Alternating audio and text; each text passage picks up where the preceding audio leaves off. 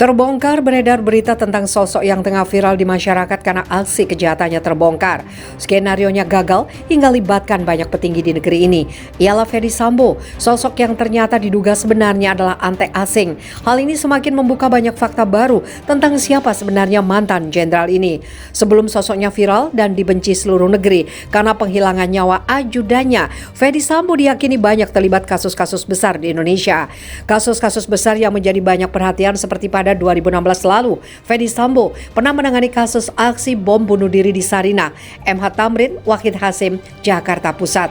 Ferdy Sambo juga terlibat dalam kasus kopi sianida yang menyebabkan Wayan Mirna Salihin meninggal dunia. Ferdy Sambo juga turut andil dalam mengungkap kasus surat palsu yang didalangi oleh pengusaha Joko Chandra. Berikutnya pada 2020, Ferdy Sambo yang ikut membantu menangani kasus kebakaran berpendapat bahwa kebakaran Kejagung disebabkan oleh api dari putung rokok. Dan yang terbaru, Ferdy Sambo saat ini masih menjabat sebagai Kadif Propam di mana ia pernah menangani kasus KM50 yang melakukan pengawasan dan analisis bersama Propam Polri. Kasus KM50 pun berakhir dengan sidang putusan majelis hakim yang memvonis kedua terdakwa bebas, yaitu Bribtu Fikri Ramadan dan Ibda Yusmin. Hal itu pun masih sangat janggal dan tidak dapat diterima oleh warga Indonesia yang mengikuti kasusnya. Kini semua telah berbalik di mana Ferdy Sambo yang harus duduk di kursi peradilan sebagai tersangka. Sungguh miris apa yang tengah terjadi padanya saat ini. Dari kabar yang beredar, Sambo bukan orang biasa yang menjadi jenderal, namun dirinya telah dipersiapkan oleh asing untuk menjadi agen mata-mata Zionis. Benarkah demikian? Sejauh mana peran Ferdy Sambo sebagai antek asing yang sengaja menyusup ke tubuh Polri? Seperti apa faktanya? Benarkah demikian?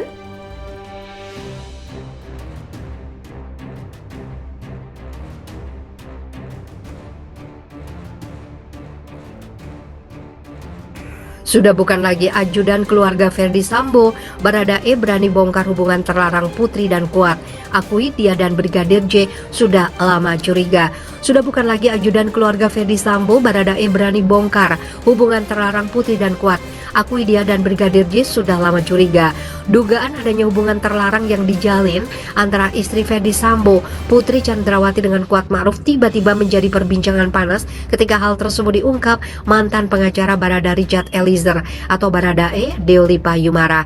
Dalam dialog yang dilakukannya di Kabar Petang TV One, Deoli Payumara menyebut bahwa motif Ferdy Sambo menghabisi Brigadir Nofriansah Joshua Huta Barat atau Brigadir J karena diduga Brigadir J mengetahui aib Putri Chandrawati dan Kuat Ma'ruf. Dalam kesempatan tersebut, Deolipa mencoba mematahkan dugaan sebelumnya yang menyebut bahwa Putri Chandrawati dilecehkan oleh Brigadir J. Justru, kata Deolipa, berdasarkan perbincangannya bersama Baradae saat itu, Brigadir J diduga mengetahui hal terlarang yang dilakukan oleh Putri Chandrawati dan Kuat Ma'ruf di Magelang. Baradae tidak merasakan langsung tapi dia berpikir boleh dong berpikir, jadi dugaan dia ada sesuatu yang terjadi antara Putri dan Kuat. Diketahui Joshua atau Brigadir J, kata Deolipa seperti melansir tayangan Kabar Petang TV One.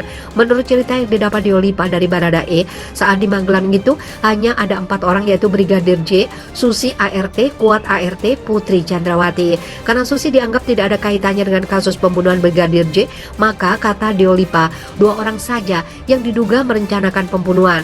Susi tidak ikutan karena dia dibawa. Nah, tinggal 3 kan, tapi yang 2 ini Kuat Ma'ruf dan Putri Chandrawati sepakat ngebunuh si Joshua atau Brigadir J. Itu saja logikanya, kata Deolipa. Tidak hanya itu, kecurigaan soal adanya dugaan hubungan terlarang antara Kuat Ma'ruf dan Putri Chandrawati juga, kata Deolipa, sempat dibicarakan Baradae. Saat itu Baradae sempat menaruh rasa curiga terhadap gerak-gerik Putri dan Kuat. Kata si Eliezer, Baradae, saya curiga bang, ada sesuatu antara Kuat dan Putri. Aroma-aroma hubungan terlarang itu sebenarnya mereka, Baradae dan Brigadir J, sudah tahu, kata Deolipa. Terkait dugaan adanya momen Brigadir J menggendong-gendong Putri Chandrawati seperti yang dikatakan Kuat Ma'ruf kepada penyidik, saat itu pun buru-buru ditepis Deolipa.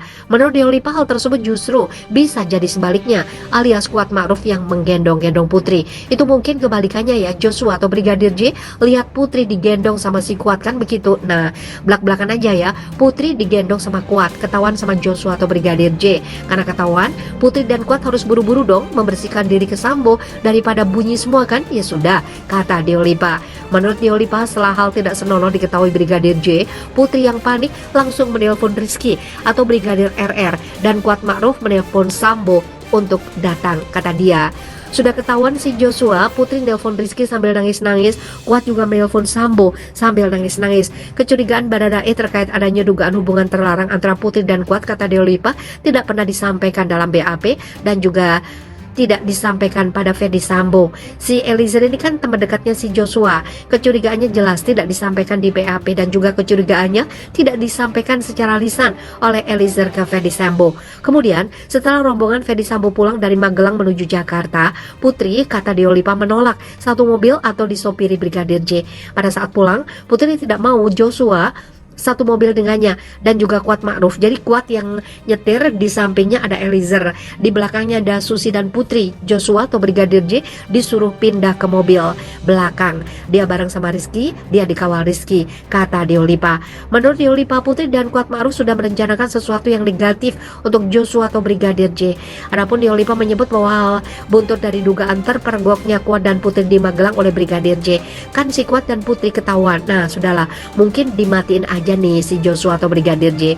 Akhirnya Sambo dipanas-panasin, memprovokasi Sambo. Timbullah pembunuhan berencana itu. Itu alasan kenapa si Putri termasuk dalam pembunuhan berencana juga, kata Deolipa.